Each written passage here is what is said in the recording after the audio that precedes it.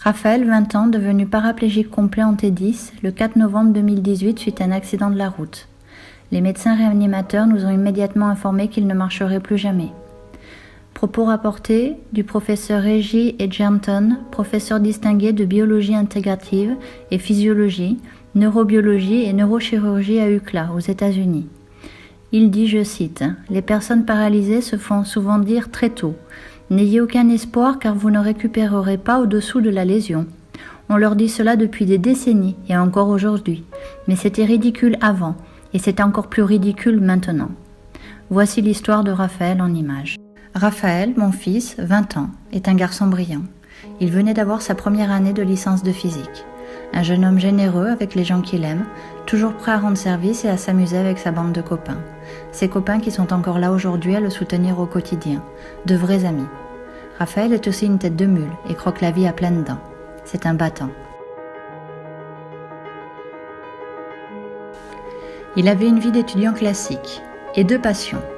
La première, faire de la musculation. Il se donnait à fond.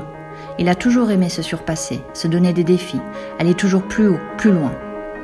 Sa seconde passion, c'est la moto, plutôt le scooter. Il venait de s'acheter un X-Max 400 et ce qu'il aime par-dessus tout, c'est partir en virée dans des endroits reculés, en pleine campagne, pour admirer les paysages et se libérer l'esprit. Là, il oublie tout. Mais le 4 novembre 2018, notre vie bascule. Raphaël a un accident de la route. Une dame sur place vole à son secours, prévient les pompiers, le tient éveillé jusqu'à leur arrivée. Les secours arrivent très vite, en moins de 15 minutes, et plus d'une vingtaine de pompiers et de personnes du SAMU s'emploient à l'immobiliser et le sortir du ravin. Polytraumatisé, il est transporté d'urgence à l'hôpital de la Timone. Il est opéré dans les 5 heures suivant son arrivée. Grâce au professionnalisme des secouristes, de l'équipe de réanimation et de neurochirurgie, il a la vie sauve. Nous sommes reçus dès notre arrivée à l'hôpital alors que mon fils était au bloc opératoire. Le médecin réanimateur nous annonce l'ensemble de ses lésions.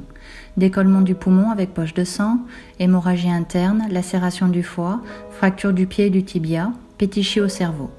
Puis il finit par « section complète de la moelle épinière, votre fils ne remarchera plus jamais ».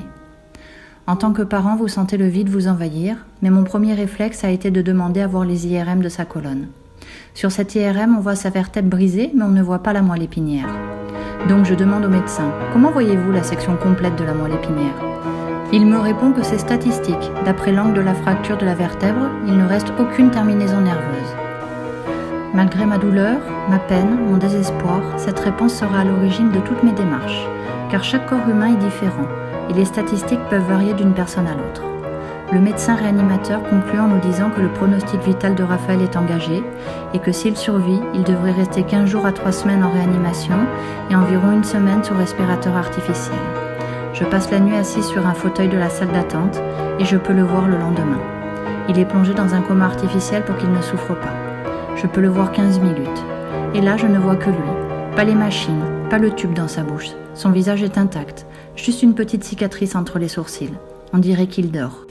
Et je touche sa jambe, elle est chaude, le sang circule. Ses jambes sont donc vivantes. Mais je ne connaissais à ce moment-là absolument rien à la paraplégie.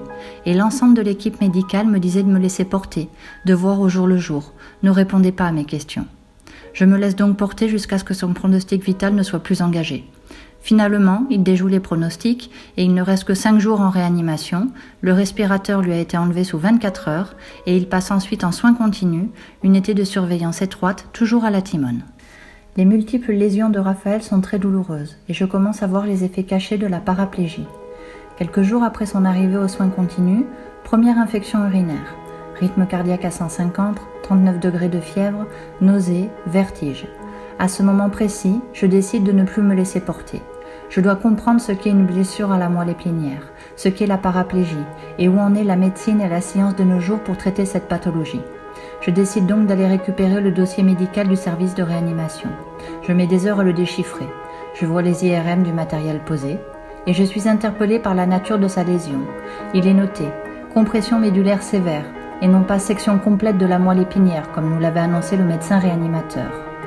Là, je comprends comment orienter mes recherches, car une compression n'est absolument pas une section. Mais je vous expliquerai tout cela dans une autre vidéo et sur le site internet. Raphaël passera 12 jours en soins continus, Son corps ne peut même plus supporter la position assise. Un jour, il s'est évanoui lorsque les infirmiers ont essayé de le mettre sur un fauteuil. Il est si faible que je dois lui donner à manger. Il perd 20 kilos en 3 semaines et je pressens que je vais devoir me battre pour et avec lui. L'étape suivante est l'arrivée au centre de soins de suite et de réadaptation, centre SSR.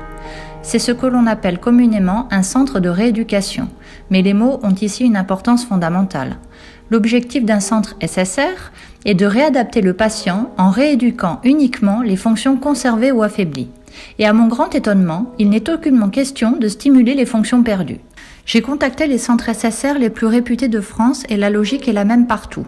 Apprendre à vivre avec son handicap en renforçant les fonctions conservées ou affaiblies.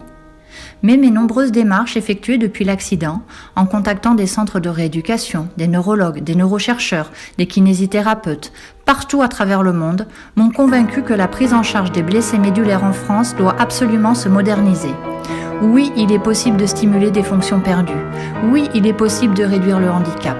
Mais je vous expliquerai tout cela sur le site. Ma déception est donc immense quand je comprends qu'il ne sera aucunement question d'appliquer ces avancées médicales et ces nouvelles techniques de rééducation pour Raphaël.